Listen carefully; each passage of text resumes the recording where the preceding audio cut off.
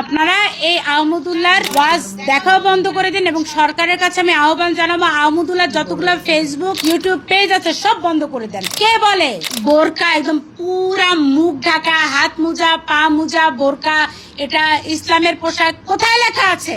বোরকা তো ইহুদি সম্প্রদায়ের যে হারদি বংশের নারীরা পরে। আমি চ্যালেঞ্জ দিয়ে প্রশ্ন করছি, কোথায় লেখা আছে?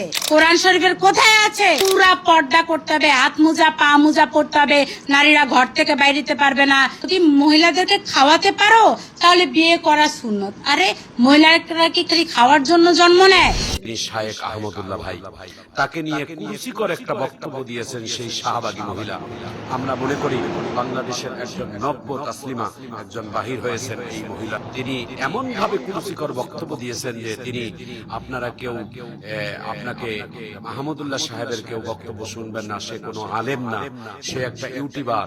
সে সারা বাংলাদেশ থেকে টাকা পয়সা উঠাই নিজে আত্মসাৎ করে নানান ধরনের কুরুচিকর বক্তব্য তিনি দিয়ে শায়েখ আহমদুল্লাহকে তিনি গালি দিয়েছেন।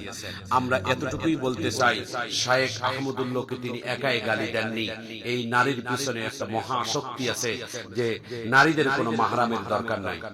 নারীদের ইসলামের দৃষ্টিকোণ থেকে নারীরা যখন ঘর থেকে বাহির হবে তাদের নারীদের জন্য একটা মাহরামের দরকার। হজের ক্ষেত্রেও নারীদের মাহরামের দরকার, বিদেশের সফরের ক্ষেত্রে নারীর মাহরামের দরকার, যে কোনো ইবাদতের ক্ষেত্রে নারীর মাহরাম দরকার। এই নারীর মাহরাম বিশ্বাস করে না। আবার তিনি বলেছেন নারীদের পর্দা করার কোনো দরকার নেই, নারীরা পর্দা করার কোনো বিধান নেই।